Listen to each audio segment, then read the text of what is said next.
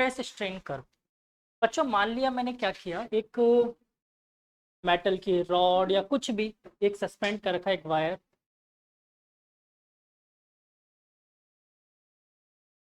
और इसके यहाँ पर एक सिस्टम अरेंज कर दिया जिस पे मैं मास रख सकता हूँ, कम ज़्यादा कुछ भी मैं कर सकता हूँ मास के साथ।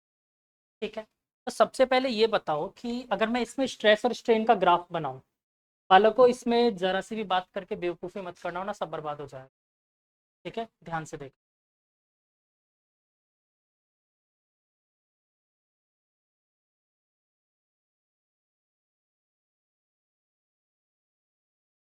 स्ट्रेस और स्ट्रेन को दो एक्सिस पे रखा मैंने। तो सबसे पहली चीज़ मुझे बताओ कि अगर मैं इसमें थोड़ा थोड़ा करके मास बढ़ाते जा रहा हूँ क्या होगा।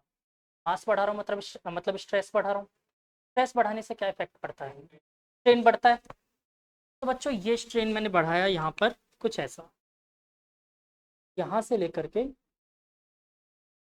यहाँ तक स्ट्रेन बढ़ा, इस पॉइंट को नाम दिया ए, इस पॉइंट को नाम दिया ओ, ए पॉइंट। इसको बोला जाता है बच्चों प्रोपोर्शनल लिमिट। क्यों? क्योंकि अपन ने क्या बोला था, stress is directly proportional to strain. यहाँ तक stress is directly proportional to strain रहता है, लेकिन यहाँ से थोड़ा सा चेंज हो जाएगा। कैसे? इस पॉइंट के बाद, अच्छा इस पॉइंट को, ए पॉइंट को बोलते हैं प्रोपोर्शनल लिमिट बोलेंगे अभी, चलो मैं नाम लिखवा दूंगा इसका, पहले कब समझ लेता हूँ होता क्या है। इसके बाद क्या होगा बच्चों, यहाँ से आगे ये अपनी प्रोपोर्शनलिटी खो देता है। अब इसके बाद ये प्रोपोर्शनल नहीं रहेगा, आप स्ट्रेन स्ट्रेस तो लगा रहे हो लेकिन देखो स्ट्रेन भी ज़्यादा बढ़ रहा है। यहाँ पर देखो इतना ज़्यादा स्ट्रेस लगाने के बाद इतना सा स्ट्रेन मिला था मुझे, लेकिन इसके बाद आप स्ट्रेस देखो थोड़ा सा इंक्रीज कर रहे हो लेकिन स्ट्रेन कितना ज़्यादा बढ़ गया, हो रहा है ऐसा। तो यहाँ तक के बच्चों इस बी पॉइंट को बोला जाता है यील्ड पॉइंट। यील्ड पॉइंट, यहाँ तक भी पंगा क्या रहता है बच्चों कि प्रोपोर्शनलिटी तो चली गई, लेकिन अगर अभी भी मैंने स्ट्रेस हटा दिया ना, तो ये वापस से पूरा का पूरा ए तक पहुंच जाएगा, ओ तक पहुंच जाएगा। मतलब कि समझो क्या होगा, अगर किसी बॉडी पर आप फोर्स लगाते हो, मान लो इस पर मैंने यहाँ पर फोर्स लगाया एफ, तो क्या होता है बच्चों, एक फोर्स अंदर की तरफ लगता है, इसको क्या बोलते हो आप, एफ रिस्टोरिंग फोर्स। और इसको बोला जाता है बच्चों डिफॉर्मिंग फोर्स। क्यों? क्योंकि यही तो डिफॉर्म कर रहा था, डिफॉर्मिंग फोर्स और रिस्टोरिंग फोर्स। तो जैसे ही मैंने यहाँ पर डिफॉर्मिंग फोर्स हटा दिया, वैसे क्या होगा, इसके अंदर जीरो स्ट्रेन पे आ जाएगा वापस। यानी बी पॉइंट तक ऐसी लिमिट है इस पॉइंट तक अगर मैंने इसको छोड़ दिया तो ये वापस से क्या करेगा, जीरो स्ट्रेन की कंडीशन में आ सकता है, कोई दिक्कत, आसान सी बात है। पर आप माने नहीं, आपने कहा कि नहीं हम इससे भी ज़्यादा स्ट्रेस लगाएंगे। तो क्या होगा बच्चों, मान लो मैंने इससे भी ज़्यादा स्ट्रेस लगाया, बी के आगे चले गए, चलो मैं दूसरा, बी के आगे बढ़ गए आप लोग, बी के आगे बढ़ जाओगे, बी से लेकर के एक पॉइंट आएगा सी।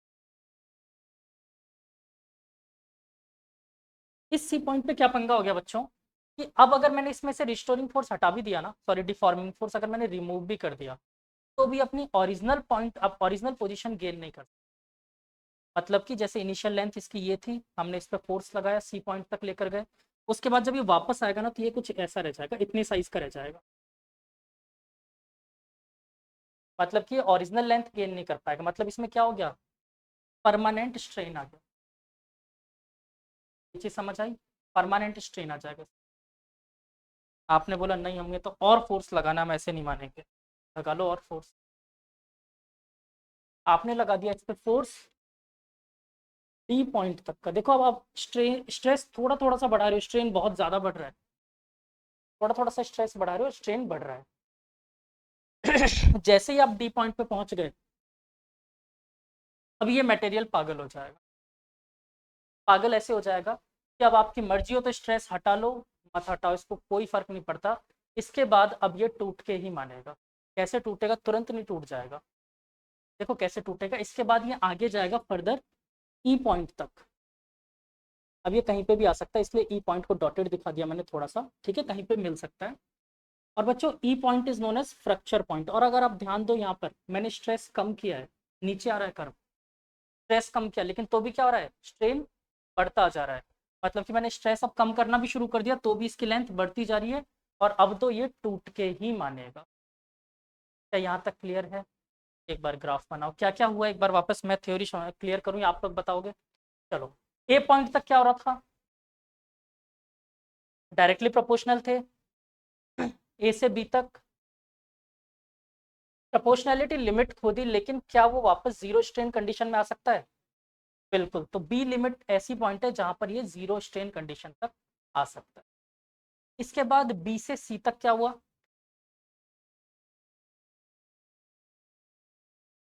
परमानेंट स्ट्रेन उसके अंदर डेवलप हो जाएगा, मतलब कि स्ट्रेस आप रिमूव कर दोगे तो भी क्या रहेगा, कुछ ना कुछ स्ट्रेन उसके अंदर रहेगा, मतलब उसकी लेंथ इंक्रीज हो सकती है, या कुछ भी लेंथ अगर वॉल्यूम की बात करें वॉल्यूम में चेंज आ जाए।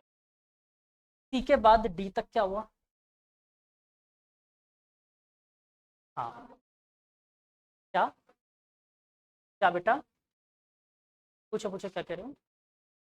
देखो, डी तक आपने सही समझा, ऐसे ही याद रख सकते हो, पागल हो जाता है, रियल सही बात है। क्या होता है कि यहाँ पर जैसे ही एलिमेंट पहुंच गया इस रेंज तक, आपने डी तक पहुंचा दिया, मतलब अब क्या हो गया, वो मैक्सिमम लिमिट क्रॉस कर गया है अपने। अब उसके बाद चाहे आप स्ट्रेस हटाओ चाहे मत हटाओ, स्ट्रेन रहेगा ही रहेगा और वो टूट के ही मानेगा। ठीक है, हमने स्ट्रेस कम किया लेकिन तो भी स्ट्रेन बढ़ रहा था। क्लियर हो गया? डी पॉइंट कौन सा पॉइंट था, मतलब कैसे था ये पॉइंट? मतलब वो मैक्सिमम पॉइंट था जिसके बाद अगर आप स्ट्रेस उस पॉइंट तक अचीव कर लेते हो तो उसके बाद अब वो टूटेगा ही टूटेगा। ठीक है, चलो। अब इन सबका अच्छा एक और चीज बता देता हूँ। बेटा, ए से बी तक के पॉइंट को अपन बोलते हैं, इस पूरे को ए से बी तक के रेंज को बोलते हैं इलास्टिक रेंज। ठीक है, या फिर चलो आप ए से डी तक के रेंज को बोलते हैं इलास्टिक रेंज, सुन लो। और ए से बी तक के रेंज को इलास्टिक रेंज, और बी से डी तक के रेंज को बोलते हैं प्लास्टिक रेंज। प्लास्टिक क्यों? कभी प्लास्टिक को खींचा है आपने, पॉलीथीन वगैरह कुछ भी, क्या होता है? क्या वो कभी वापस अपनी पोजीशन रिगेन करता है? नहीं करता। यही सेम चीज इसके साथ हो जाती है। देखो यहाँ पर आपने क्या किया, जैसे ही प्लास्टिक लिमिट क्रॉस कर दिया, अब क्या होगा, उसकी लेंथ इंक्रीज हो गई। ये चीज इसलिए इसको प्लास्टिक रेंज बोलते हैं, और इसको इलास्टिक रेंज। क्यों इलास्टिक, क्यों? क्योंकि वापस अपनी पोजीशन रिगेन कर ले। अभी बात करते हैं सबके। रबर बैंड में एक्चुअली में प्लास्टिक रेंज होता ही नहीं। एक्चुअली में हर एक मेटल के लिए ग्राफ सेम टू सेम नहीं होगा, सबके लिए थोड़ा थोड़ा अलग होता है, सबके लिए अलग होता है। तो ओवरऑल अपन ने समझा होता क्या, अपन को मटेरियल के लिए नहीं रखना कि किसके लिए क्या हो। ठीक है,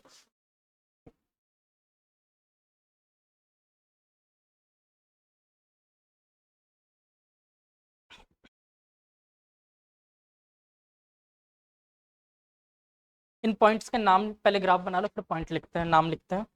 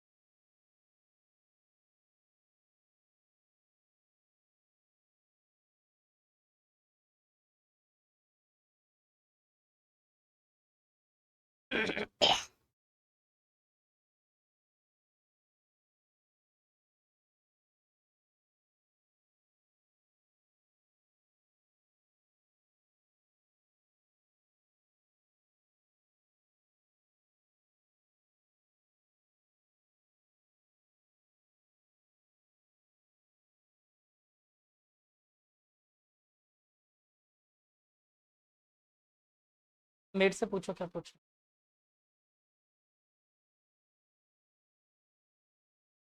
परमानेंट आ जाएगा, पोजीशन तो रिगेन करेगा लेकिन कुछ ना कुछ उसकी साइज में चेंज आ चुका हो।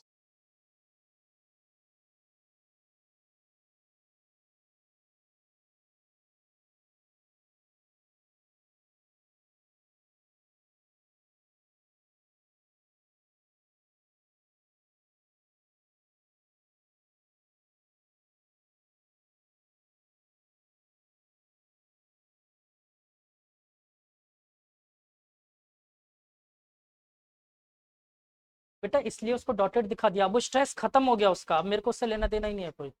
वहां के बाद अपने ग्राफ नहीं बनाया, डॉटेड कर दिया, तब वो टूट जाएगा। यहाँ पर फ्रैक्चर पॉइंट है, रप्चर पॉइंट है, कोई सा छोड़ दिया हमने।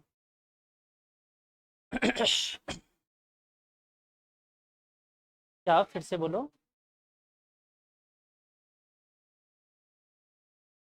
बेटा अभी डी तक तो अपन ने स्ट्रेस बढ़ाया है, ए से लेकर जी ओ से लेकर ए डी तक पूरा स्ट्रेस बढ़ाते रहे।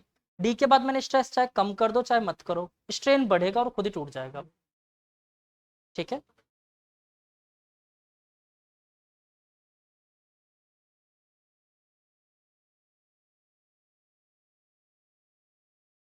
प्रोपोर्शनलिटी लिमिट खो दी थी उसने। यानी कि देखो आपके जो यंग्स मॉड्यूलस के और इन सब के फॉर्मूले लगाते हो ना आप, वो सिर्फ ए पॉइंट तक के ही होते हैं, ए के बाद वो फॉर्मूला एप्लीकेबल नहीं है।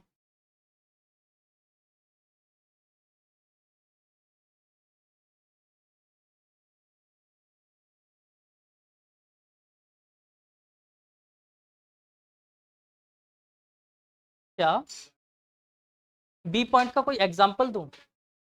बेटा एग्जाम्पल आपको प्रैक्टिकल लाइफ में समझ नहीं आएगा, होता ये सबके साथ है। आप जैसे मान लो एक रबड़ को भी अगर खींचोगे ना तो उसके साथ भी ये चीज़ मिलेगी आपको, लेकिन आप इस चीज़ को समझ नहीं पाओगे प्रैक्टिकल।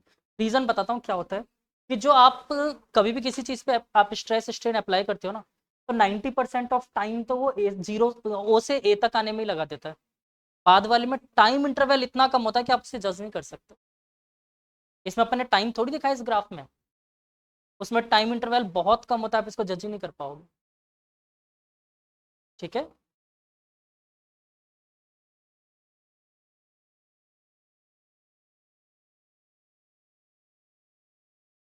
10th क्लास में मेटल्स एंड नॉन मेटल्स पढ़ा था आप लोगों ने, ये लिख लिया आपको? अच्छा इन पॉइंट्स के नाम लिख लो पहले फटाफट। ए पॉइंट का नाम लिखो प्रोपोर्शनल लिमिट, ए पॉइंट का नाम लिखो प्रोपोर्शनल लिमिट।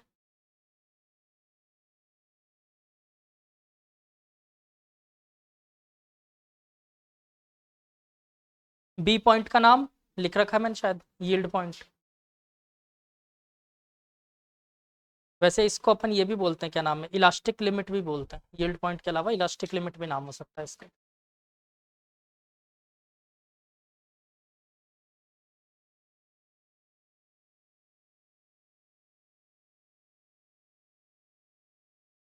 ई पॉइंट का नाम लिखो प्लास्टिक लिमिट।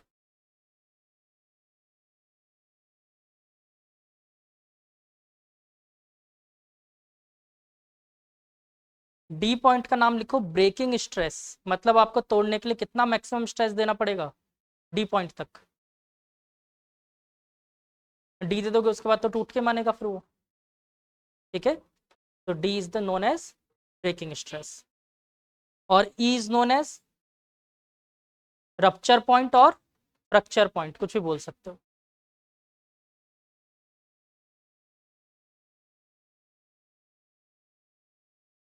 रप्चर और फ्रैक्चर कुछ भी बोल सकते हो। ई का ए पॉइंट हो गया प्रोपोर्शनल लिमिट, रप्चर और फ्रैक्चर। फ्रैक्चर जानते हो ना, जोर से मुक्का मारू फ्रैक्चर हो जाता है, फ्रैक्चर ही बोलते हैं उसे। फ्रैक्चर, हाँ एक्चुअली में इसे फ्रैक्चर ही बोला जाता है, प्रोनाउंसिएशन यही होता है। अच्छा एक बात बताओ, आपके घर में जो सोफा होता है उसका प्रोनाउंसिएशन क्या होता है? सोफा होता है ना। आपके घर में कोई मेहमान आए, उसको जरा इंग्लिश में आप लोग बोल के बताना कि come and sit on sofa, कैसे बोलोगे मतलब? सोफा नहीं बोल सकते? सोफा बोल के बताओ। इंग्लिश वर्ड है लेकिन नहीं बोल सकते, एक्चुअली पता है सोफा का प्रोनाउंसिएशन क्या होता है? सोफाया बोलते हैं सोफा। अगर आपने ये बोला ना come and sit on sofa, sofa का मतलब है सोफा।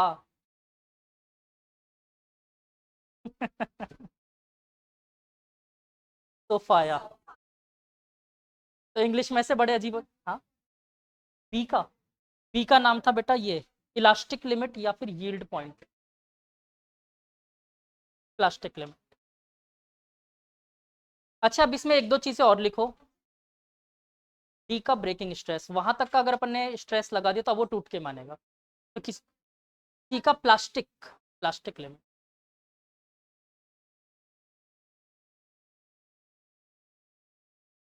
ठीक है बालकों, आप कुछ इंपॉर्टेंट पॉइंट्स और लिखो। बालकों इंपॉर्टेंट पॉइंट लिखो। ओ से लेकर बी तक के पॉइंट को अपन क्या बोलते हैं? इलास्टिक प्रॉपर्टी बोल दो, elastic property. Material shows elastic property. O से बी तक material show elastic property. Elastic property मतलब कि वो अपनी पोजीशन रीगेन कर लेगा। लेकिन बी से डी तक क्या करता है? Plastic property. तो मैंने ई क्यों नहीं काउंट किया इसमें? ई भी तो कर लेना चाहिए था। एक्चुअली में ई पॉइंट की कोई अपन को क्रेडिबिलिटी नहीं पता, लेकिन ध्यान रखना कई बुक्स में ई पॉइंट को भी प्लास्टिक के अंदर कवर करते हैं। तो आप बी डी ई कर दो।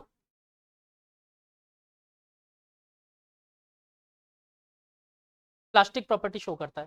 प्लास्टिक प्रॉपर्टी क्या होती है? पोजीशन रीगेन नहीं कर सकता और मीलेबल होता है वो। अब चलते हैं जरा 10th क्लास में आप लोगों ने मेटल्स एंड नॉन मेटल्स पढ़ा था। वहां पर कई वर्ड सुने थे आप लोगों ने। हर्ष बेटा आगे आओ आप। हाँ बालक, आप इधर आ जाओगे या फिर चलो इसके पास, बादल के पास बैठ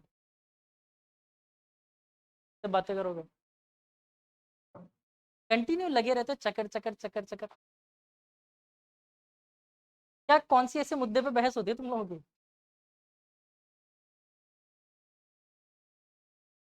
चलो, तो कहाँ था मैं? हाँ, 10th क्लास में। तो बच्चों वहां पर कुछ वर्ड सुने थे अपन लोगों ने, डक्टिलिटी। डक्टिलिटी क्या होता है? मार के वायर बना दी। बेटा वो मीलेबिलिटी होता था।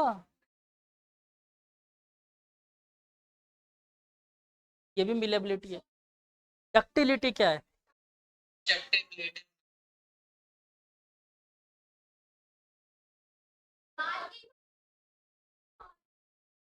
अच्छा, वेट करो वेट। अभी अभी देखो तुम लोग के कुछ डाउट क्लियर करता हूँ। ये सब जो 10th में पढ़े थे ना, क्या पढ़ा हुआ है तुम लोगों ने, सब चीज को एक ही बना दिया तुम लोगों। ब्रिटल क्या होता है? ब्रिटल टूट जाएगा, चकनाचूर हो जाए। ठीक है चलो, मैंने मान लिया आप लोगों की बात। मैं एक काम करता हूँ कि ईंट पे आप लोगों को खड़ा कर देता हूँ। ईंट बहुत ब्रिटल होता है। ईंट पे खड़ा कर देता हूँ, पूरी क्लास के सारे बच्चों को एक साथ एक ईंट पे खड़ा कर देता हूँ। एक अरेंजमेंट बना के टूट जाएगा ईंट। अभी तो आपने बोला वो तो चकनाचूर हो जाए।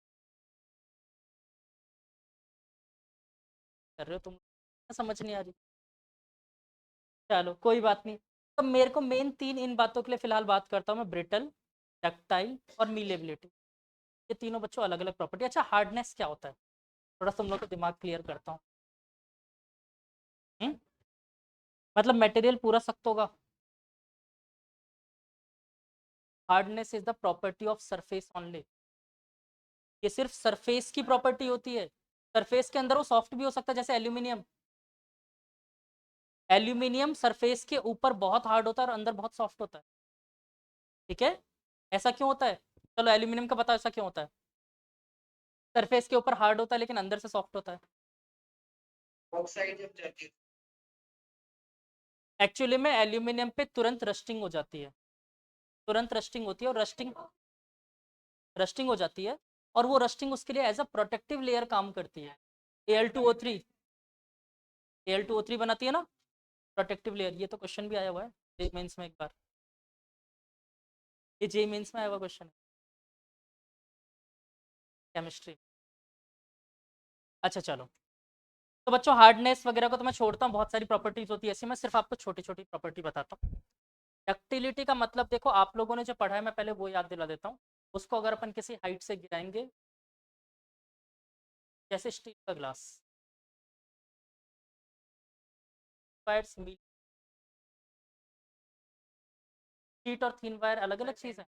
दोनों सेम तरीके से बनाओ। अब मैं यही तो बोल रहा हूँ तुम लोग को, मैं सही बता रहा हूँ वेट। एक्चुअली में वहाँ पर बहुत लिमिटेड बताया हुआ है। जैसे एनसीईआरटी में कौन सी क्लास की है? 9th क्लास के एनसीईआरटी में लिख 100 बिलियन स्टार है गैलेक्सी में, 100 बिलियन स्टार है, किसने गिना है?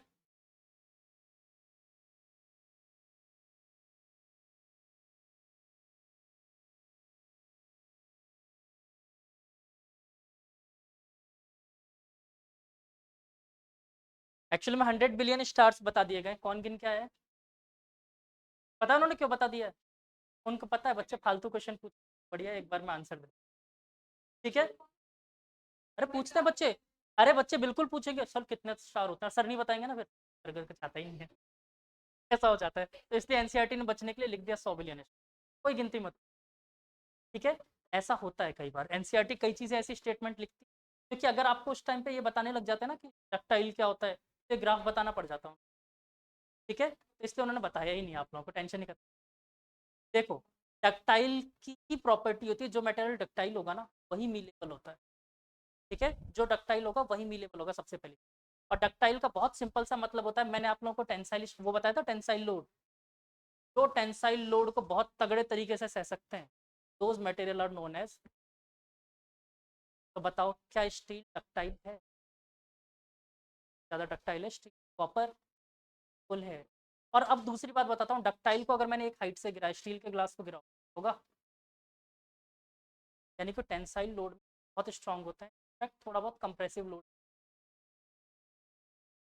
अगर मैं ब्रिटल की बात करूँ, ब्रिटल कंप्रेसिव में सबसे खतरनाक होता है, ब्रिटल कंप्रेसिव लोड को बहुत सह सकते हैं लेकिन टेंसाइल लोड को बिल्कुल भी नहीं सह, ठीक है। इसका सेम एग्जांपल देता हूँ, कांच के ग्लास को पटकते हैं, तिनका तिनका बिखर जाए, तो जो ब्रिटल एलिमेंट था वो टेंसाइल लोड को सही नहीं पाया, थोड़ा सा भी टेंसाइल लोड निकला वहाँ से एलिमेंट बाहर आते, ठीक है, इसलिए हम टूट जाते, तो बोलते हैं ब्रिटल। ऐसे ब्रिक की बात करो, ब्रिक को गिराओ जोर से, कई टुकड़े हो जाएंगे, ठीक है? आप प्रिडिक्ट नहीं कर सकते, ठीक है। तो वो एलिमेंट्स क्या होते हैं, ब्रिटल। अब मीलेबल क्या होते हैं?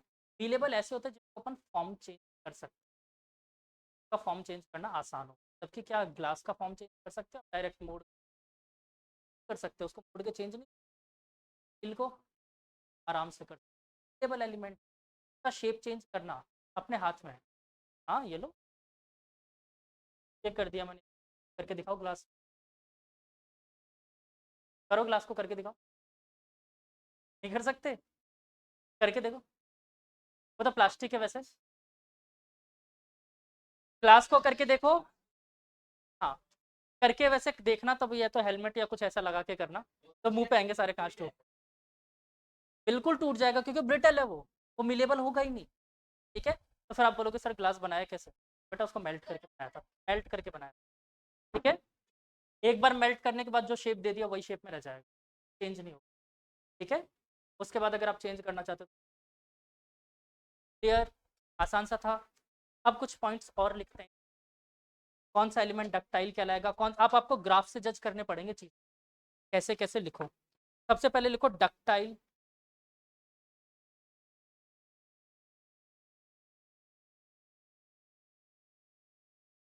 डक्टाइल मटेरियल, उनका ग्राफ कैसा होता है दिखने में, डक्टाइल मटेरियल।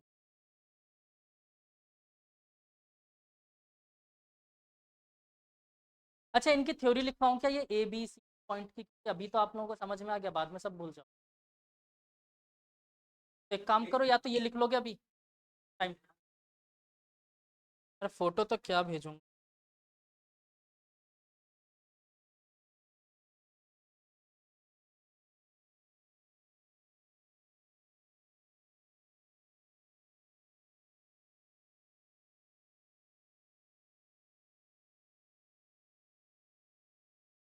चलो लिखो, फिलहाल तो डक्टाइल मटेरियल के बारे में लिखते हैं फिर बात करते हैं। देखो डक्टाइल मटेरियल के बारे में, the material of the material of the wire, the material of the wire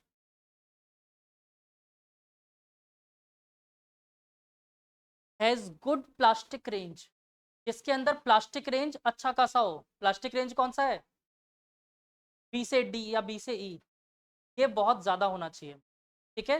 वो कैसा एलिमेंट होगा, डक्टाइल। तो the material of the wire has good plastic range,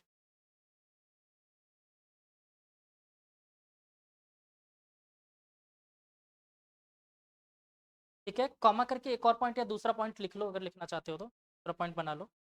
materials can materials can be easily changed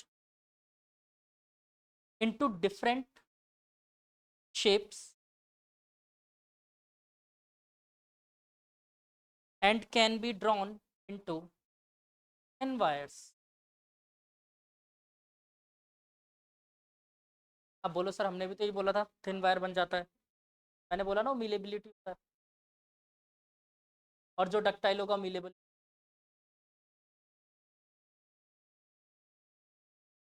second point ये था, can be easily changed into different shapes and can be drawn into thin wires. ठीक है, clear, ductile. Next लिखो, brittle material.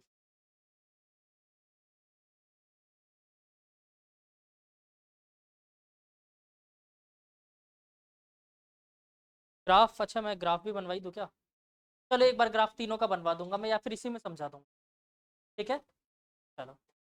यानी कि क्या होगा, ये वाला ग्राफ मैंने किसके लिए बनाया, अगर आप ध्यान दो, ये डक्टाइल का ही ग्राफ है। ठीक है, ये वाला ग्राफ डक्टाइल के लिए। नेक्स्ट बात करते हैं ब्रिटल मटेरियल।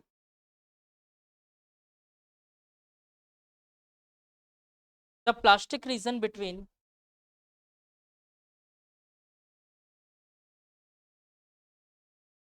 B2E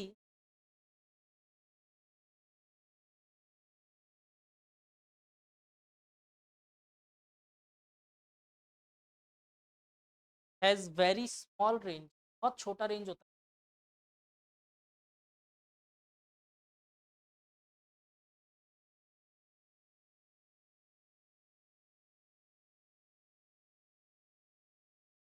क्या, वेरी स्मॉल रेंज, बहुत छोटा हो जाता है। मतलब ये B का पॉइंट जो है ना, अपन ने बड़ा सा बनाया ना, बहुत छोटा ग्राफ में आ जाएगा। मतलब यहीं पर जाते जाते कहीं पर से निकले, यहीं पर ई आ जाएगा, बहुत छोटा रेंज हो जाता है। रेंज होता है लेकिन बहुत छोटा। ये एलिमेंट कौन से कहलाते हैं, चल।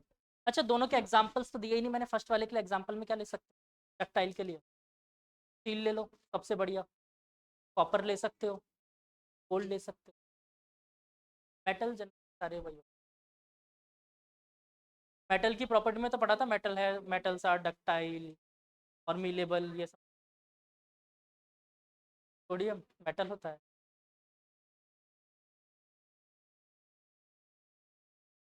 क्या, आयरन ले सकते क्या?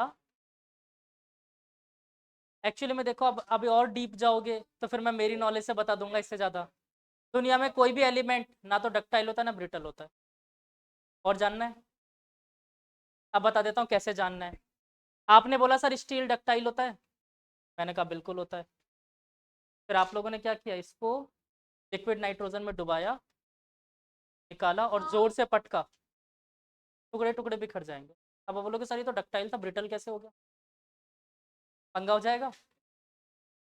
ब्रिटल के लिए ही तो बोला टूट के बिखर जाएगा।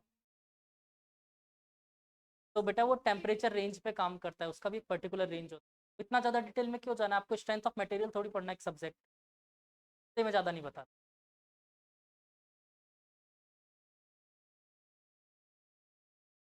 इस चैप्टर के लिए हम लोगों ने दो सब्जेक्ट पढ़े, इतनी इस चैप्टर का डिटेल, ज़्यादा नॉलेज।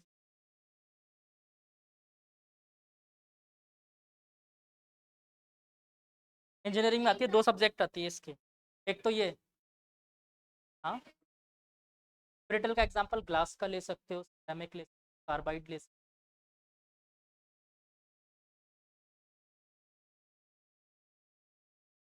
सबसे अच्छा जो चीज़ आप लोग अपने डेली लाइफ में देखते,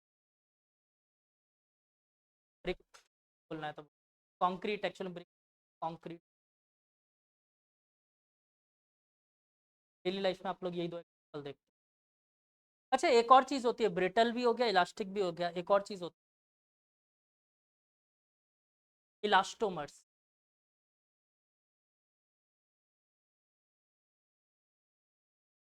देखो इलास्टोमर्स, अभी बात करते हैं इसमें होता क्या है।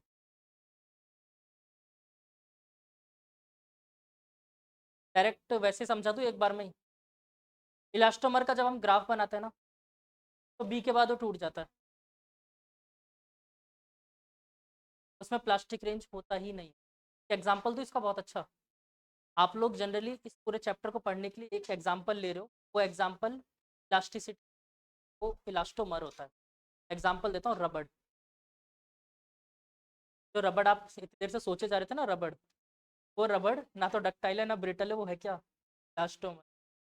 उसको खींचते हो ना आप, हमेशा अपनी पोजीशन रीगेन करता है वो, हमेशा। और एक बार भी अगर आप बी से पॉइंट से आगे ले गए जाएगा वो, ठीक है, तो वो क्या होता है? इलास्टोमर होता है। तो लिखो। अब वो तो बेटा प्रॉपर्टी ऑफ मटेरियल सबके लिए अलग अलग होती है। तो रबड़ वैसे इलास्टोमर में आता है, बट लिख लेते हैं इसके बारे में। स्ट्रेस स्ट्रेन कर्व, एक्चुअल में इसमें दोनों ओ से ए तक भी होगा, ए से बी तक भी होगा।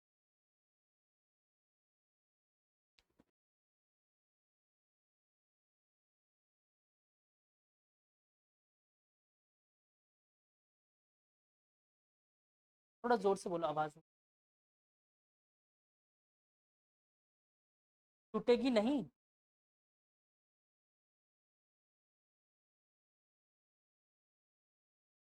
देखो, इलास्टोमर की प्रॉपर्टी तो तीनों दिखाएंगे, लेकिन इलास्टोमर इसके आगे की प्रॉपर्टी नहीं दिखाएगा। जैसे देखो, अब तुम समझो, इलास्टोमर में क्या होता है कि वो प्रोपोर्शनलिटी लिमिट शो करेगा, ए से बी तक भी शो करेगा, लेकिन बी के बाद यहीं पे उसका फ्रैक्चर पॉइंट आ जाएगा, उसके बाद वो प्लास्टिक लिमिट में जाता ही नहीं है। यानी कि उसको अगर मैंने कभी भी छोड़ा ना, अगर वो नहीं टूटता है तो अपनी पोजीशन, यही तो कह रहे थे अपन, पोजीशन रीगेन कर लेगा। लेकिन मैं अगर उसको प्लास्टिक लिमिट टच करवाने की कोशिश करूं कि वो अपनी पोजीशन रीगेन ना कर सके, ठीक है, तो वो आगे, इसके आगे वो जंप ही नहीं करेगा। मतलब उसका ग्राफ कहाँ से कहाँ तक होगा? जीरो से, ठीक है, इसके आगे का ग्राफ ही नहीं होगा। ठीक, चलो लिखो। Stress strain curve,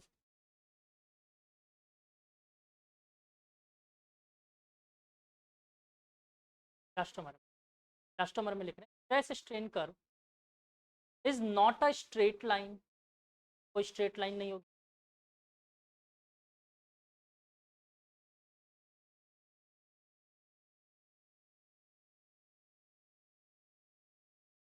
with in the elastic limit,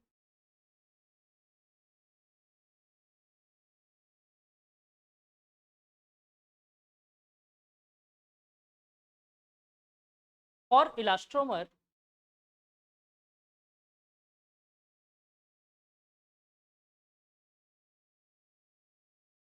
strain produced is much larger than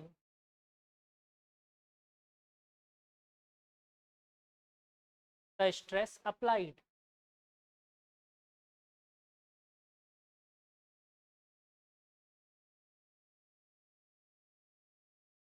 second point में लिख लो, it does not has any plastic।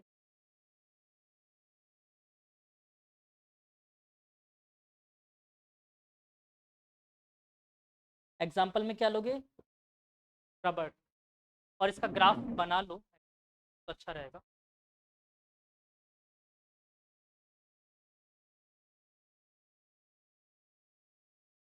Stress और स्ट्रेन, बच्चों देखो इसमें क्या प्रोपोर्शनलिटी वाली सीन नहीं दिखेगा। क्यों नहीं दिखेगा? पंगा क्या होता है कि आप रबड़ को कभी खींच के देखो, आप स्ट्रेस लगाओगे, रबड़ अपने साइज के 3-4 गुने भी, ठीक है, यानी कि ऐसे स्ट्रेस बात को फॉलो ही नहीं करते से। इतना ज़्यादा स्ट्रेस लगाए, थोड़ा सा स्ट्रेस वाले एक साथ सीन डायरेक्ट बी, यानी कहीं पर है प्रपोज। डन। अच्छा, अब आप बोलोगे कि सर इसका क्वेश्चन अगर आ गया तो हम कैसे जज करेंगे? क्योंकि आपने क्या बोला कि जो ये तो डक्टाइल का था, और ब्रिटल के लिए ये बोला कि थोड़ा सा छोटा हो जाएगा, हम कैसे पहचानेंगे ब्रिटल कौन है डक्टाइल कौन है?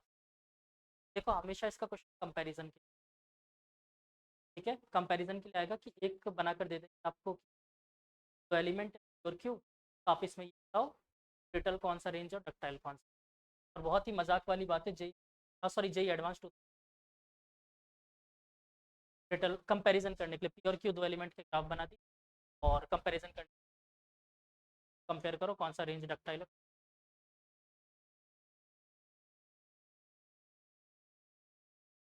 ठीक है,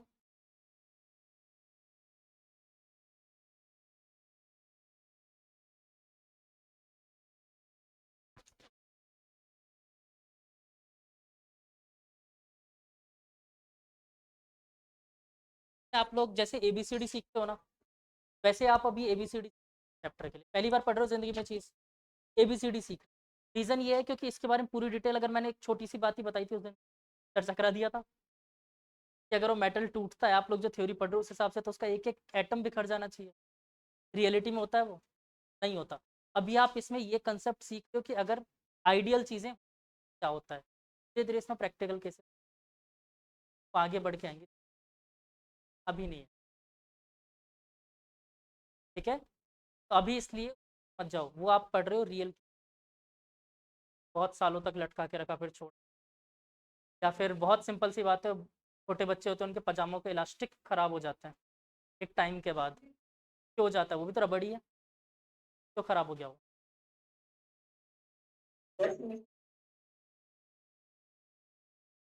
और ये एक्चुअली में जानबूझ के इलास्टिक खराब किया जाता है छोटे बच्चों के, ये पता है?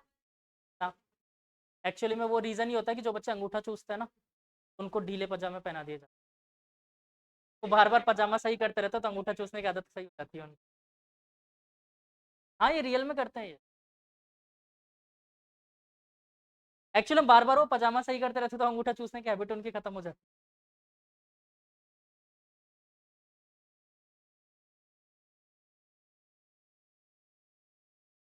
हाँ, ये रियल है, सच में करते हैं, गाँव में ये चीज़ मैंने देखी है खूब।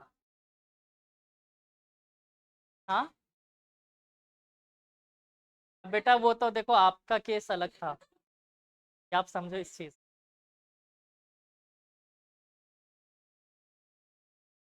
हाँ हाँ, चूसते हैं, कई बच्चे चूसते हैं। आपको क्या लग रहा है जो क्वेश्चंस होते हैं वो रियल लाइफ से इंस्पायर्ड होते हैं? क्या समृद्धि गलत कह रहा हूँ?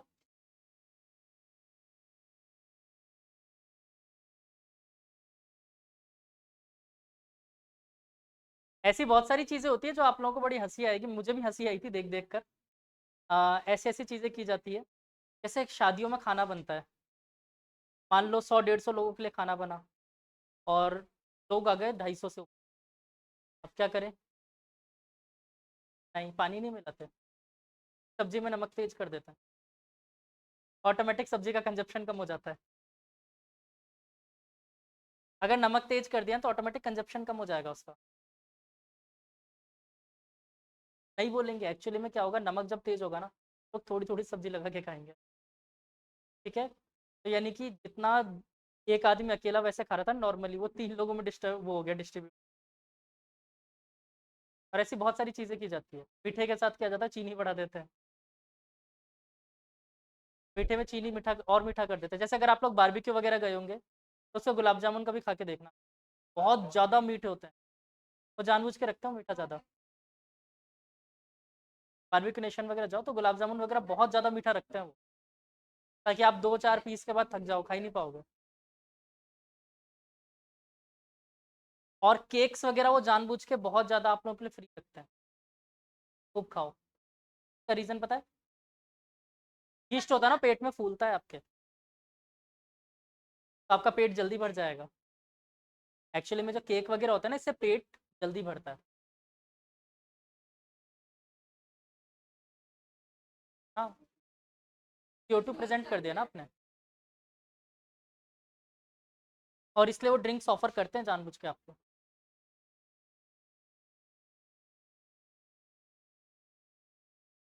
अच्छा, एक और चीज़ बताता हूँ, ऐसे रूल्स बड़े जोरदार रूल्स हैं।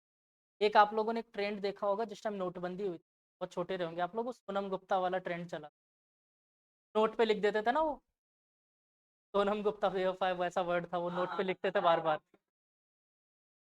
नोट पे लिख के हर जगह नोट, बस यही चल रहा था। हाँ, ऐसा लिख कर चला रहे थे नोट पे। मूवी भी आई है शायद कोई अब, है ना? तो एक्चुअली में ये स्टोरी उस टाइम वास्तव में हुई थी, हर जगह नोट पर ये लिख के चल मिल रहा था, हर जगह नोट पर। तो गवर्नमेंट ने रूल निकाल दिया, अब जिस भी नोट पे लिखा होगा ना वो नोट चलेगा ही नहीं। इससे पता क्या होगा, मान लो मैं लिख कर चला रहा था उसे, तब मैं किसी को देने जाऊंगा, दूसरा एक्सेप्ट ही नहीं करेगा, मेरा वो नोट बर्बाद हो गया। तो ऑटोमेटिकली जो लिख रहा था वो लिखना ही बंद कर देगा। एक छोटा सा रूल कितना चेंज ला देता है। लिखना मना है, नोट पे कुछ भी नहीं लिख, नोट पे लिखना कुछ भी अलाउड नहीं है। पुराने नोटों पे लिखा होता, नए नोट पे अगर आपने लिख दिया ना कुछ भी तो चलेगा ही नहीं नोट। तो आप देखना जनरली लोग अब पेंसिल से, कल तो फ़ोन नंबर वगैरह लिख के चला देते थे। पुराने नोटों पे मिलेंगे ऐसी चीज़ें बहुत।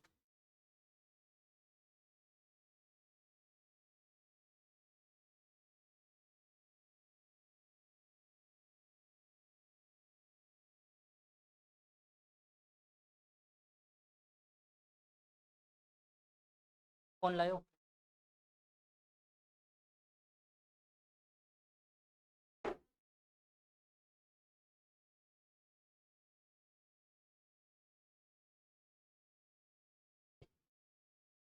मैं कुछ पॉइंट्स भेज रहा हूँ बच्चों, उस पॉइंट को लिखने के लिए जगह छोड़, ये पॉइंट लिखना।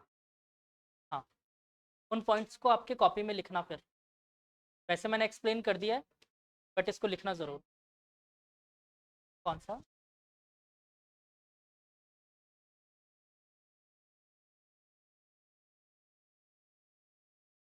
राष्ट्रपति।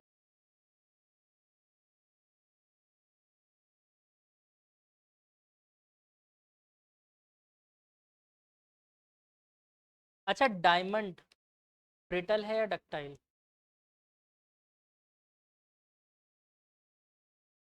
ब्रिटल होता है। ये क्या मतलब है? लेकिन जिस वक्त वो टूटेगा उस वक्त तो बिखर जाएगा। आपका हथौड़ा कमजोर है ना जो उसको नहीं तोड़ पा रहा।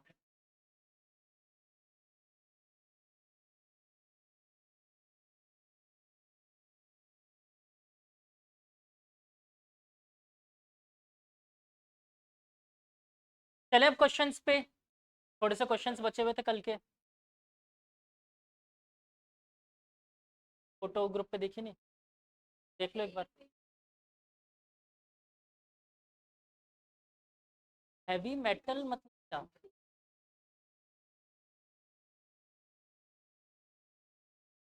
सर कोई सा भी हो सकता है, मैं इसका एग्जैक्ट नाम, होगा कोई, ज़रूर होगा, बट इसका नाम नहीं बता पाऊंगा, इस बारे में मैंने पढ़ा नहीं अभी। और वो सिंपल सी बात है, ऐस वही मटेरियल होगा, इसका फ्रीजिंग पॉइंट बहुत ज़्यादा कम होगा माइनस एलिमेंट में, और मटेरियल में तो अलग हो ही जाएगा। वैसे आप लोगों ने जब पढ़ा होगा ना, आप लोगों ने जब पढ़ा होगा तो सबसे ज़्यादा डक्टाइल एलिमेंट कौन सा होता है, पढ़ा होगा आप लोगों ने टेंथ में। पर मैं तो, पर मैं तो स्टील बता रहा हूँ। एक्चुअली में देखो एलिमेंट बिल्कुल सही है, डक्टाइल एलिमेंट कौन है, गोल्ड, और मैं मटेरियल की बात कर रहा हूँ। ठीक है। हाँ हाँ, पूरा लगभग एक पेज जाएगा आप लोगों का, ठीक है। तो एलिमेंट जो होता है, क्या, ये ग्राफ तो बनवाया ना मैंने, ये पूरा, ये वही लिखवा रहा हूँ, ये वही लिखवा रहा हूँ जो मैंने समझाया तुम लोगों को। ठीक है।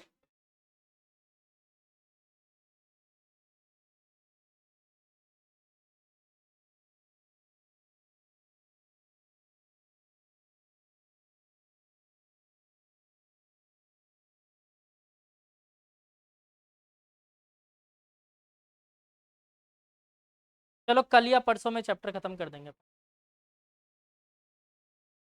फ्लूइड मैकेनिक्स हार्ड नहीं है, उसमें क्या कंटिन्यू लाइन से चलना पड़ेगा।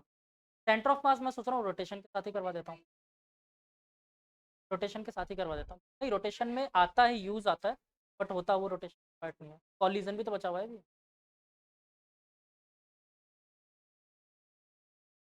हाँ, क्या नाम से, फ्लूइड मैकेनिक्स थोड़ा सा लंबा चलेगा अपना, और वो डिफिकल्ट चैप्टर नहीं है, लेकिन उसके साथ एक सी को अपन छोड़ नहीं सकते बिल्कुल, थोड़ा सा भी रेगुलर आपको प्रैक्टिस कर।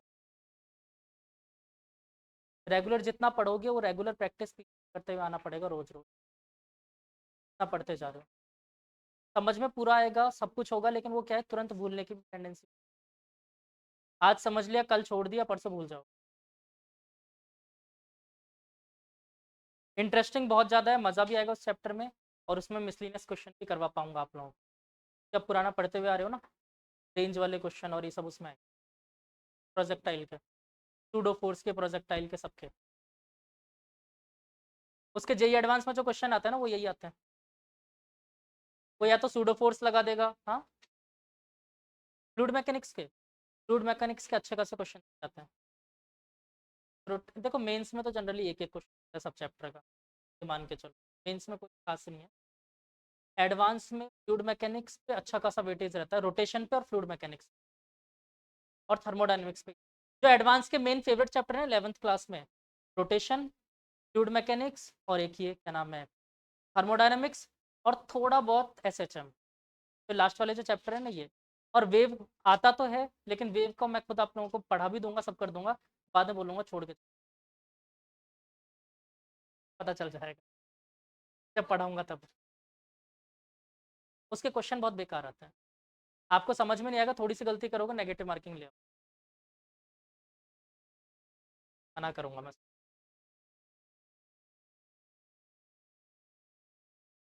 ठीक है, अच्छा ये बताओ, मैं अपनी तरफ से कुछ क्वेश्चंस करवाऊं या फिर कल जो दिए थे होमवर्क वाले वो करवाऊं अभी? होमवर्क वाले तो आसान आसान दिए थे, आसान आसान दिए थे।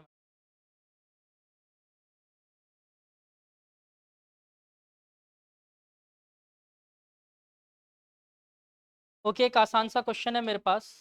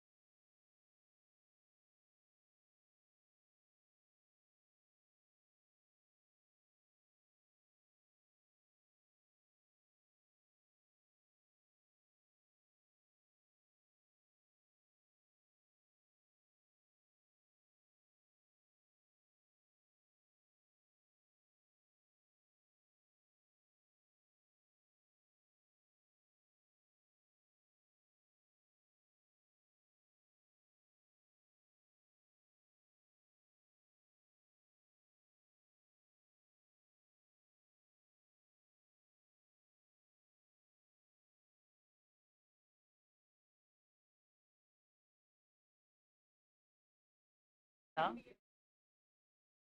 क्वेश्चन का दे रहा हूँ मैं, थ्योरी पढ़ाने वाला हूँ, क्वेश्चन तो दिया ही नहीं मैंने।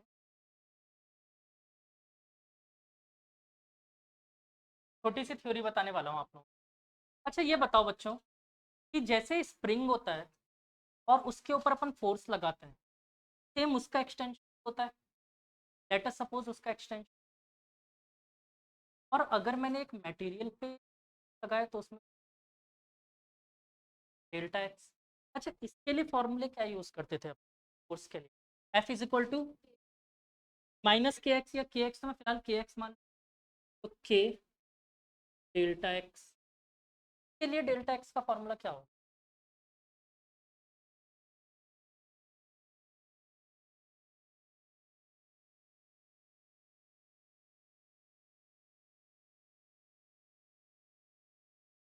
Delta X is equal to F upon A L by Young's modulus.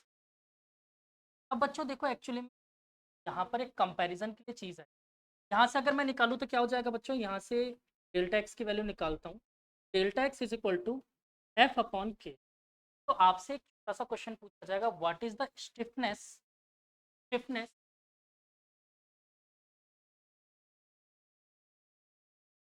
For rod. Rod का स्टिफनेस क्या होगा? आपका दिमाग घूम जाएगा कि रॉड में कैसे आ जाएगा। क्या अब अपन निकाल सकते हैं कंपेयर करके? देखो इसमें भी फोर्स है, इसमें भी फोर्स है, और फोर्स के अलावा डिनोमीटर में सारा क्या है, स्टिफ।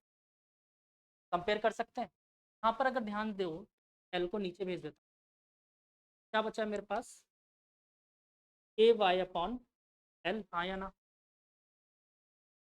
ठीक है? तो क्या मैं बोल सकता हूँ स्टिफनेस फॉर रॉड की इज इक्वल टू क्या हो जाएगा मेरे पास, वाई ए बाय एल। या फिर बच्चों मैं इसको मॉड्यूलस ऑफ इलास्टिसिटी की वजह से ई ए बाई एल लिख दूँ, तो ये याद रखना, ये रिलेशन बहुत काम आएगा आगे। Stiffness for the rod is no, एक रॉड के लिए stiffness क्या होता है,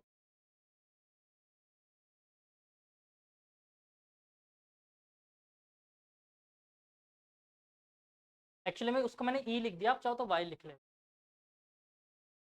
वाई क्या होता है, सिर्फ एक रेंज पे फिक्स होता है कि भाई वो लॉन्गिट्यूड या फिर रेस्ट कंप्रेस, मतलब लॉन्गिट्यूडनल ही होना चाहिए सिर्फ।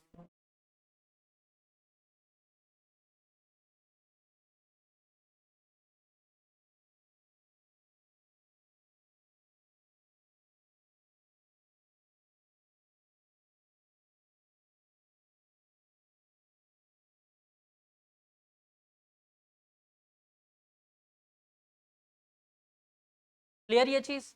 अच्छा अब एक और चीज़ बताओ, स्प्रिंग के लिए आप लोगों ने बोला था कि सर जो स्टिफनेस होता है वो कांस्टेंट होता है, तो क्या एलिमेंट के लिए भी स्टिफनेस कांस्टेंट होगा? हर एक एलिमेंट के लिए स्टिफनेस कांस्टेंट होगा, मतलब ई ए बाई एल क्या होना चाहिए हमेशा, कांस्टेंट एलिमेंट। बाकी चलो अभी अपन और धीरे धीरे, ठीक है, क्वेश्चन लेते हैं एक छोटा सा, हो सकता है फिलहाल मैंने दोनों को सेम।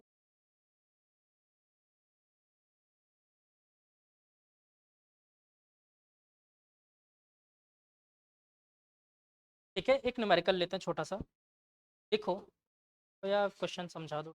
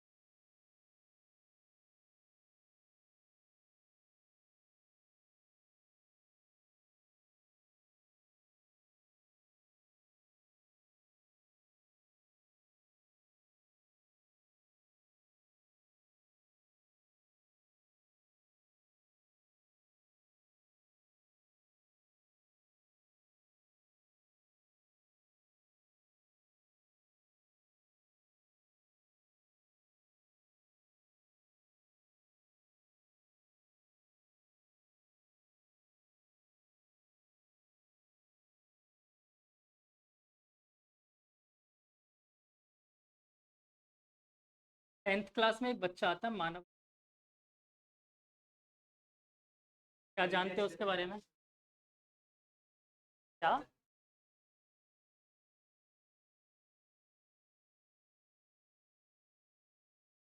आपको पता है वो बच्चा जब 9th क्लास में आया था ना, उसकी हैबिट बड़ी ख़राब थी। क्या अब क्या ख़राब है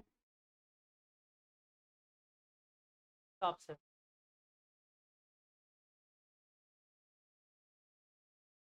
देखो मैं आपको बताता हूँ उसकी हैबिट ख़राब क्या थी। बहुत ज़्यादा बोलता, बहुत ज़्यादा। और इस वजह से उसकी क्या थी कि पढ़ाई में बहुत डामाडोल।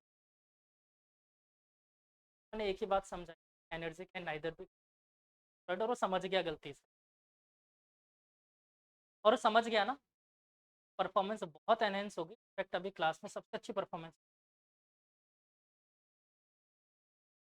क्लास में सबसे अच्छी। और उसने, मैंने सिर्फ एक ही चीज़ बोली कि एक जगह आप एनर्जी बताओ बचाओगे, दूसरी ऑटोमेटिक कितनी भी कोशिश कर, समझोगे पछताएगा कौन? अब मत समझ, तो मैं क्या बोल सकता हूँ? मैं ज़्यादा बोलने में विश्वास नहीं रखता।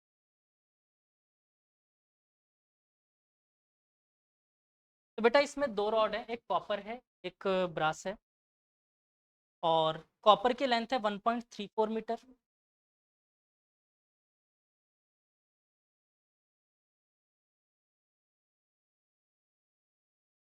1.34 मीटर। और इसके बाद ब्रास की लेंथ है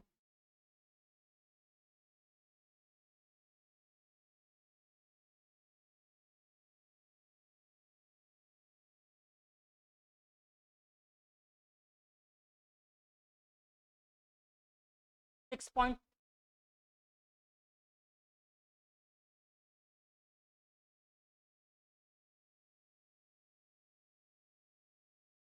6.28। ठीक है। फोर्स लग रहा है इस पर 9000 न्यूटन का है, ये लिख लीजिए। इस पे कंप्रेसिव फोर्स लग रहा है 9000 न्यूटन। नॉर्मल है 9। एक बात बताओ, एक पिलर का लोड उठा, गाड़ियाँ जाती है, तीली तो उठाता है, ब्रिज पे तीली तो उठाता है लोड। तो 9000 न्यूटन तो बहुत कम है इसके। अच्छा, सिलेंडर का जो रेडियस है, दोनों सिलेंडर का radius that is 0.25 centimetre.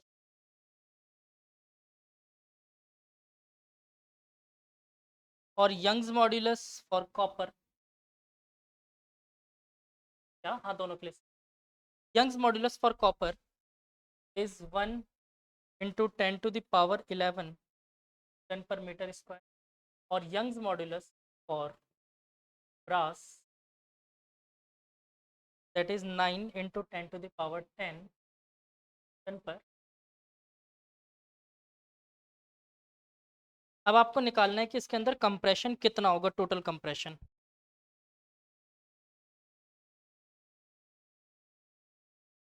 Add कर सकते हो, और दूसरा कोई तरीका, कब थोड़े से बड़े बनो। कैसे? टोटल कंप्रेशन क्या होगा? मान लेते टोटल कंप्रेशन होगा डेल्टा एल। डेल्टा एल वो किसके बराबर होगा? मान लेते हैं इसका compression delta L of brass plus delta L of copper के बराबर होगा। हाँ, दोनों के लिए फॉर्मूला जानते हो क्या होता है? एफ इंटू एल अपॉन ए इंटू वाई। तो ये ब्रास की बात कर रहा हूँ, तो ब्रास के लिए ये लिख दो, चलेगा? अच्छा देखो, फोर्स और एरिया तो दोनों बराबर ही है, छोड़ देते हैं। प्लस दूसरे के लिए क्या हो जाएगा, F into L of copper upon area into Young's modulus of copper. देखो जो कॉमन आ रहा है उसको कॉमन लो, कैलकुलेशन इससे आसान होगी। L B upon Y B plus L C U upon Y C U. फटाफट इसमें पुट करोगे और आंसर निकाल लोगे। अब आंसर निकालने की जगह, क्योंकि पिछले से पिछले साल एक क्वेश्चन आया था, वो बताऊंगा अभी। उस क्वेश्चन में कुछ अलग था।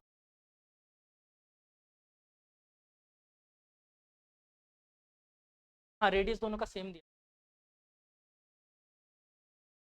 अब बस आप कुछ नहीं करना है, आपको इसमें वैल्यूज ही रखनी है, सारी वैल्यूज।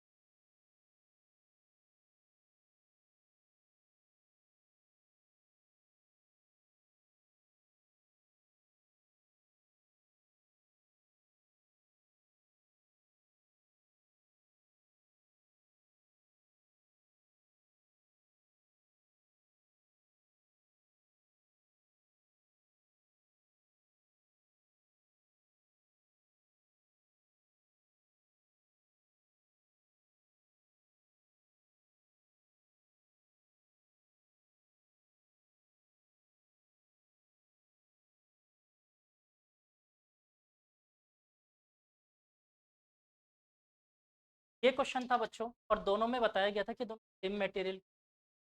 ठीक है, इसके अलावा उसने ये भी मेंशन, अब उसने डायरेक्ट आपसे पूछा दोनों में कंप्रेशन का रेशो, दोनों में दोनों में कंप्रेशन का रेशो क्या है? इसके अलावा इसमें कोई डेटा गिवन नहीं, शायद मीन्स एफ लेना। अब ये बताओ उसने क्या बोला, कंप्रेशन डालना है, फिर लग रहा हो फिर की तरफ एफ लगा, डाल के देखो।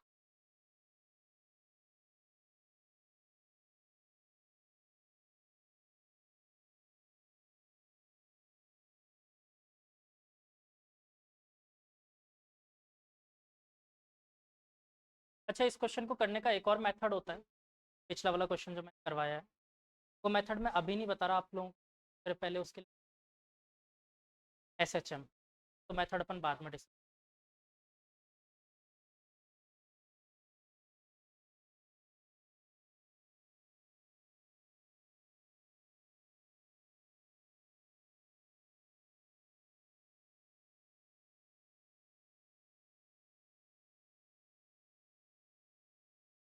ऐड करने के लिए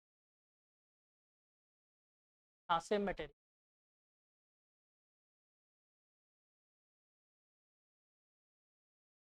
बहुत सिंपल सा क्वेश्चन है, एक लाइन का क्वेश्चन।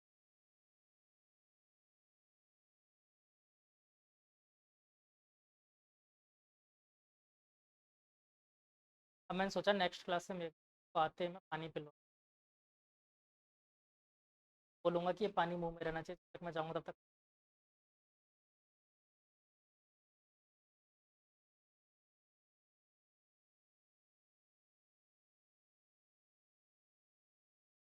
डायमीटर।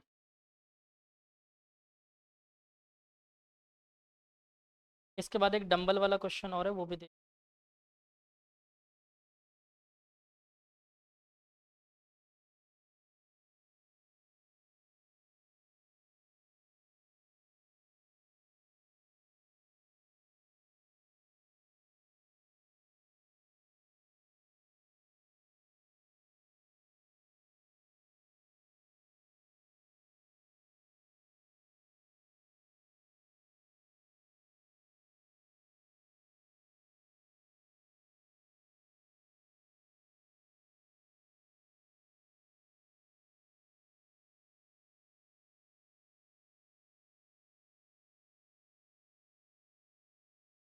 कंप्रेस कर रहे हैं, उसने कंप्रेशन के लिए, हाँ डायमीटर हो सकता है हमको।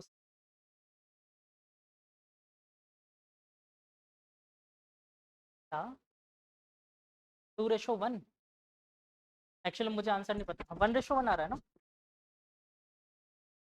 इस हिसाब का डेटा ही दिया।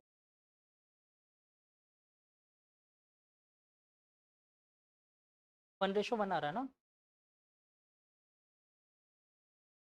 तुम एक बात बताओ, एल क्या पुट किया तुमने दूसरे वाले के लिए, और एरिया 4R, इसका 4A नहीं आएगा एरिया, A/4 आ जाएगा ना एरिया। इसका एरिया अगर A होता तो उसका क्या हो जाएगा, देखो एरिया ऑफ सर्कल का फॉर्मूला क्या होता है, πd²/4, डायरेक्ट रखो दोनों में।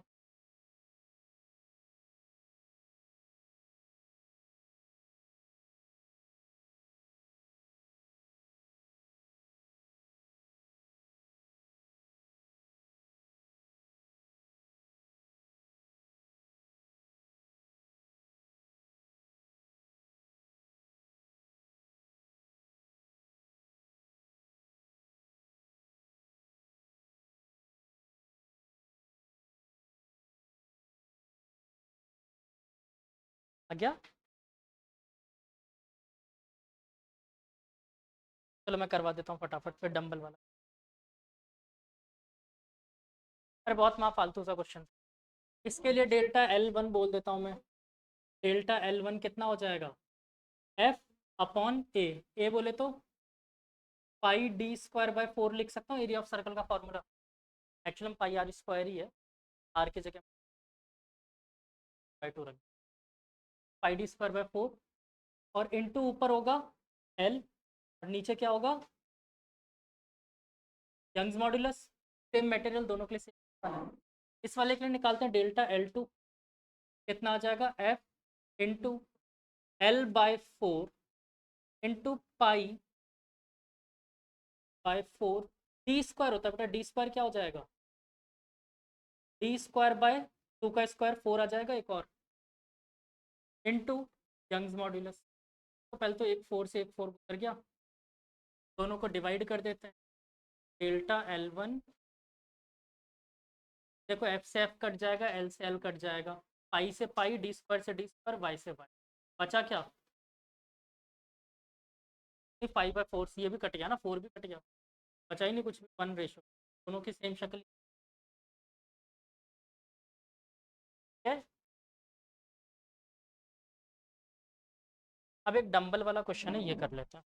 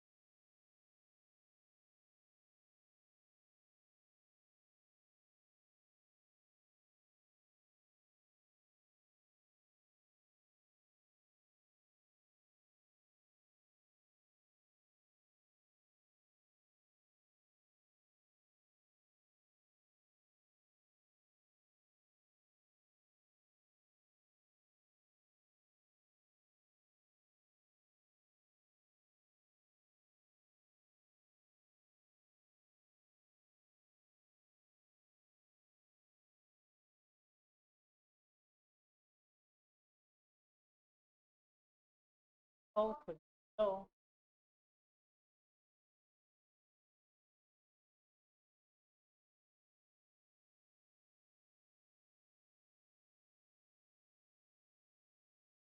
कैसा लग रहा है देखने में,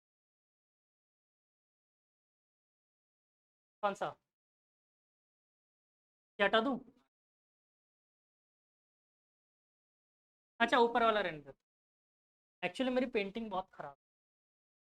हाँ, मेरे से ज्योमेट्रिकल ड्राइंग बहुत अच्छी होती है, लेकिन ये खराब है। ज्योमेट्री बहुत अच्छा, मतलब इंस्ट्रूमेंट से तो कंपास हो गया, और ये तो अच्छे से आता है, ये बिल्कुल नहीं आता।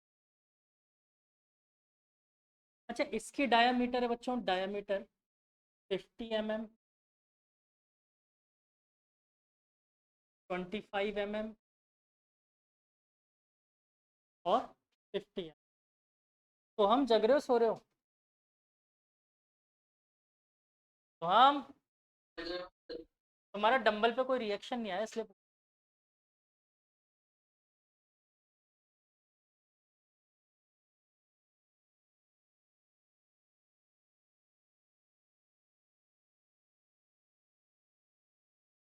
इनकी लेंथ है बच्चों 100 mm,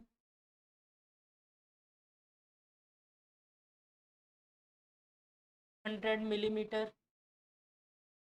और फिर 100 mm, ठीक है, 100 mm, 200 mm, 100 mm।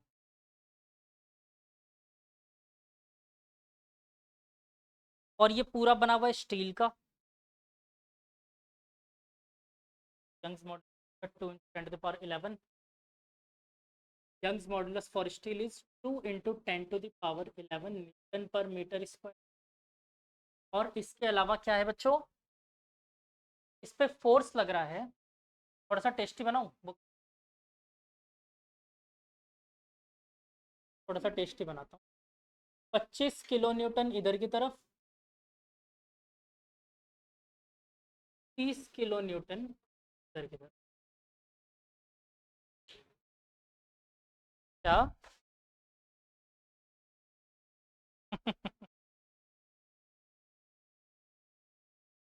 30 न्यूटन वाला का पैड 30 न्यूटन मैंने सिर्फ बोलने के लिए लगाया है, मतलब नहीं है कोई।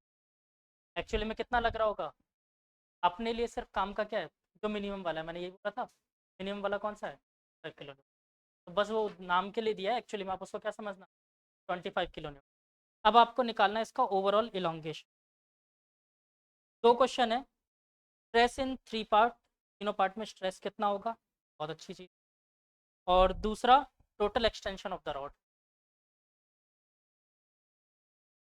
हाँ, वो तीनों का वो तो निकालना ही है, और साथ में स्ट्रेस भी निकालना है कि तीनों में स्ट्रेस कितना।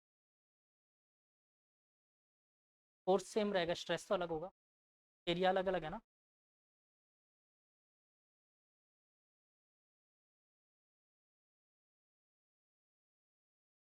बी पार्ट में टोटल इलोंगेशन,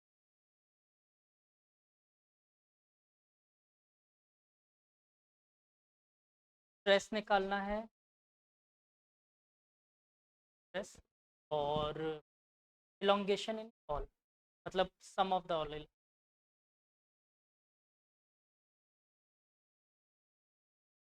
क्या?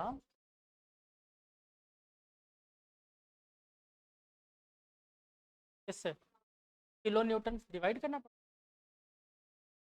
किलोग्राम को ग्राम में कैसे कन्वर्ट कर, किलोमीटर को मीटर में, तो फिर किलो न्यूटन में क्यों अलग होगा?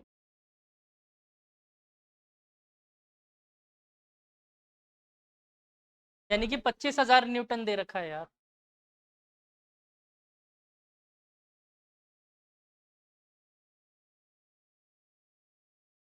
जल्दी करो सम।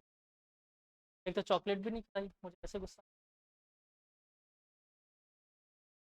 कल फिर क्लास नहीं है मेरी।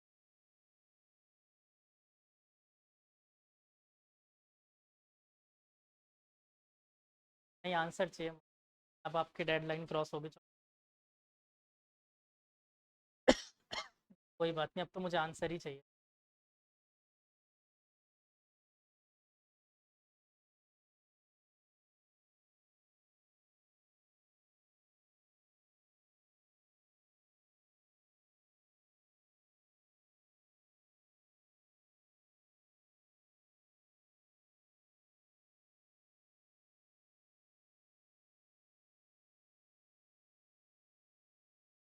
अच्छा, मिलीमीटर में ले लिया सबने, लेंथ भी और डायमीटर भी।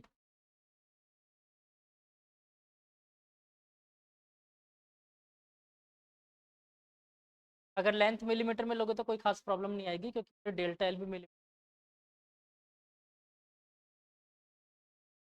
फिर यंग्स मॉडुलस में।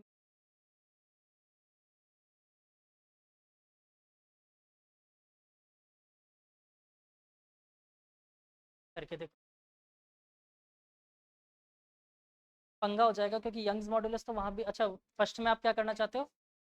तो फिर यूनिट क्या हो जाएगी, न्यूटन पर मीटर स्क्वायर रहेगी या न्यूटन पर मिलीमीटर स्क्वायर हो जाएगी?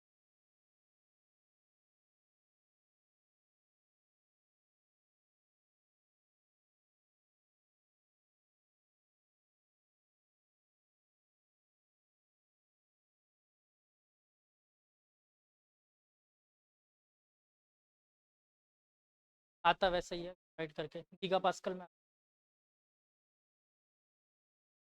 देख लो, मुझे नहीं।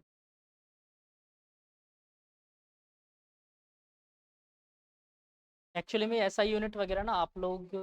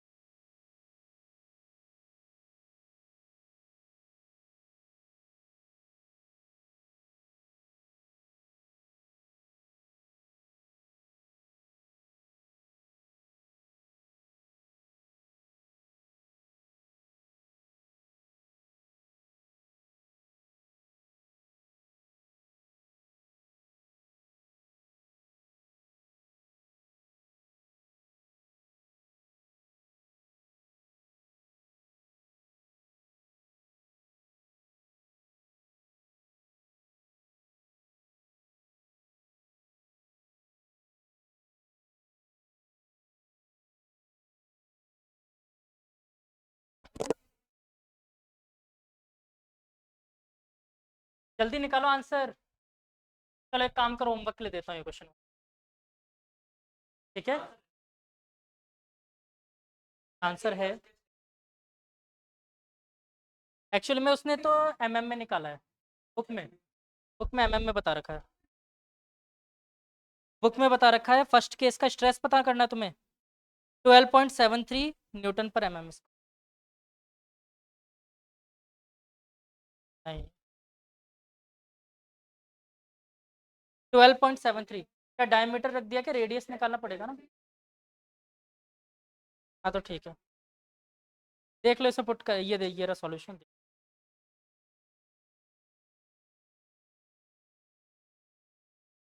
डंबल नहीं दिख रहा क्या?